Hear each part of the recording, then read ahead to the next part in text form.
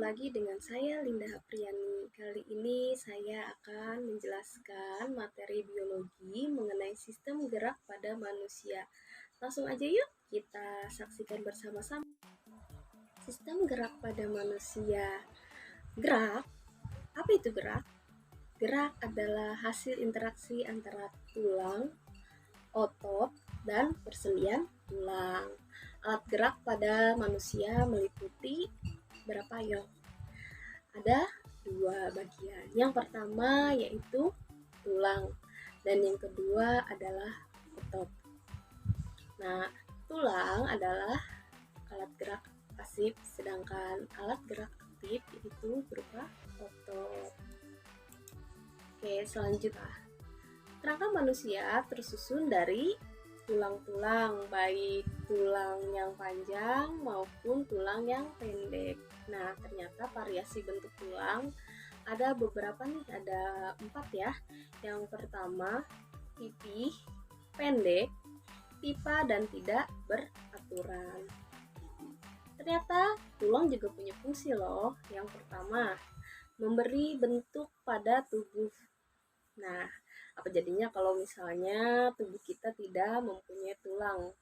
Ya kayak seperti amuba, jadi tidak berbentuk ya.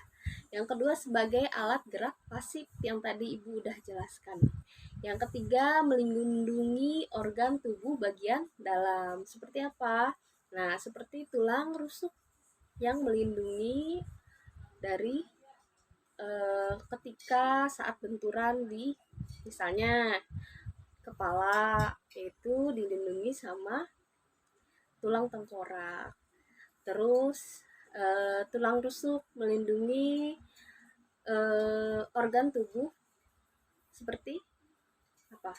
Jantung kita.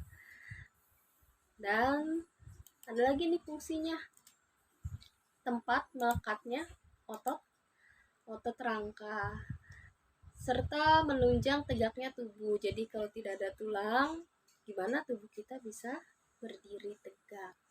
Selanjutnya tempat pembentukan sel-sel darah. Dan yang terakhir yaitu tempat penyimpanan mineral terutama kalsium. Oke, itu tadi fungsinya. Selanjutnya kita nama-nama tulang dan penyusunnya. Nah, ini ada beberapa nama tulang dan penyusunnya. Yang pertama rangka aksial dibagi menjadi 3. Yang pertama tengkorak, yang kedua tulang belakang, yang ketiga tulang rusuk, dan yang keempat tulang dada. Nah, tulang tengkorak ternyata dibagi lagi nih menjadi 2, bagian kepala dan yang kedua bagian wajah. Dan ini ada bagian-bagiannya lagi. Lalu ada tulang belakang. Tulang belakang dibagi menjadi 4 bagian: leher, punggung, pinggang, sakral. Tulang rusuk atau iga dibagi menjadi 2 nih. Tulang rusuk sejati 7 pasang jumlahnya, tulang rusuk palsu 3 pasang. Nah, tulang rusuk ini yang melindungi bagian organ tubuh kita bagian dalam. Nah, dan ada tulang dada. Terdiri dari 3 bagian, tulang hulu, tulang badan, tulang bahu pedang. Oke, ini masih lanjutannya ya. Tulang-tulang penyusun rangka apendikular. Ada tungkai atas dan tungkai bawah. Ada gelang bahu, gelang panggul.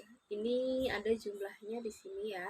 Jadi nanti kalian bisa lihat sendiri. Nah, selanjutnya yang akan kita bahas adalah tengkorak. Fungsinya melindungi otak dan membentuk wajah. Apa jadinya kalau tidak ada tulang tengkorak? Nanti wajah kalian bisa aja bentuknya tidak beraturan. Nah, makanya ini fungsinya dari tengkorak itu melindungi otak dan membentuk wajah kalian. Oke, kalau seandainya tidak ada tulang tengkorak, otak ini akan gampang sekali rusak akibat benturan. Nah, makanya jika kalian berpergian jauh atau naik kendaraan menggunakan helm, karena jadinya kalau tengkorak kalian sudah pecah, itu sudah tidak bisa tertolong lagi. Dan oke, selanjutnya ada tulang belakang. Nah, gambarnya seperti ini. Dia terletak di bagian belakang tubuh kita. Terdiri dari 7 ruas tulang leher, 12 ruas tulang punggung, 5 ruas tulang pinggang, 5 ruas tulang kelangkang, 4 ruas tulang ekor.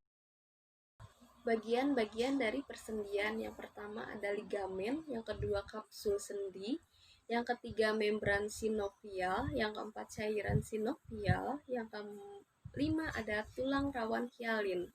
Ligamen yaitu jaringan ikat untuk mengikat bagian luar ujung tulang. Sedangkan kapsul sendi yaitu jaringan ikat yang melapisi sendi dan menghubungkan dua tulang. Selaput yang membungkus rongga sinovial yaitu membran sinovial. Cairan sinovial yaitu cairan yang terdapat pada rongga sinovial dan berfungsi untuk pergerakan tulang. Tulang rawan hialin, fungsinya menutupi kedua ujung tulang yang membentuk persendian. Oke, selanjutnya di sini ada pembagian alat gerak persendian dibagi menjadi 3. Ini berdasarkan alat geraknya, persendian dibagi menjadi 3. Yang pertama diartrosis, yang kedua ampiartrosis, dan yang ketiga sinartrosis. Diartrosis contohnya sendi peluru, sendi putar, sendi engsel, dan sendi geser. Nah, contohnya ada pada gambar ya. Jadi kalian lihat sendiri di gambar itu ada contohnya. Yang kedua itu ampiartrosis. Contohnya ruas tulang belakang. Terus tulang belakang dengan rusuk. Sedangkan sinartrosis yaitu contohnya epifis dan diafisis. Terus hubungan antar tulang tengkorak. Nah, ini.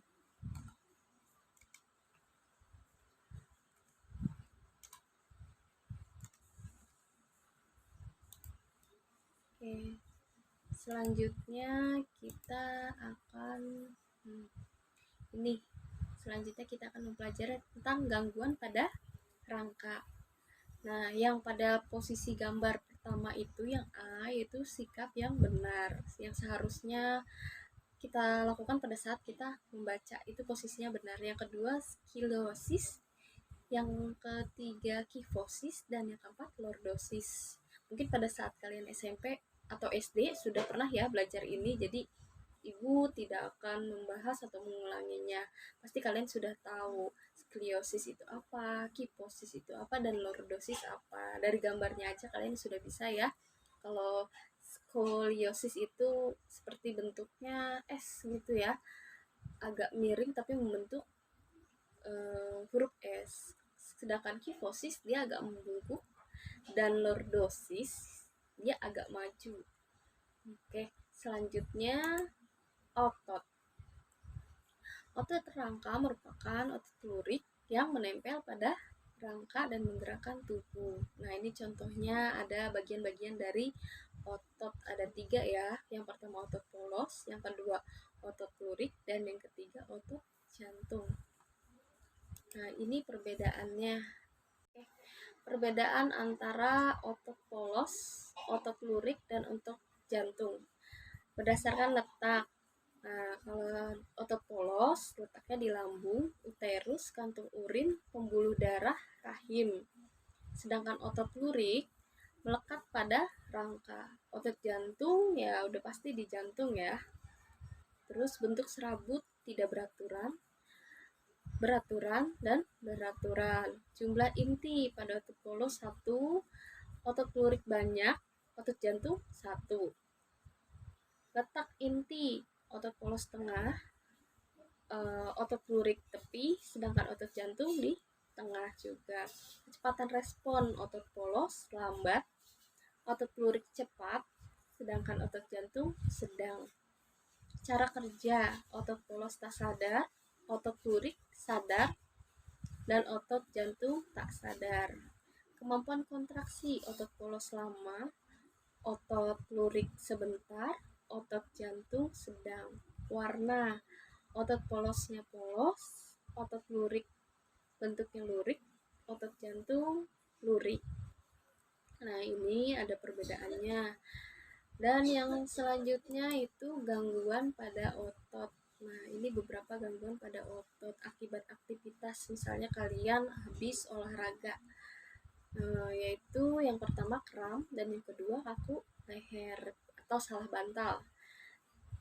Yang selanjutnya bawaan, misalnya ditrofi otot dan distrofi otot Duchenne dan Becker. Ini bawaan, jadi dari lahir. Oke, sampai di sini dulu video pembelajaran kali ini mengenai sistem gerak pada manusia. Mudah-mudahan setelah melihat tayangan ini kalian bisa mengerti mengenai sistem gerak pada manusia.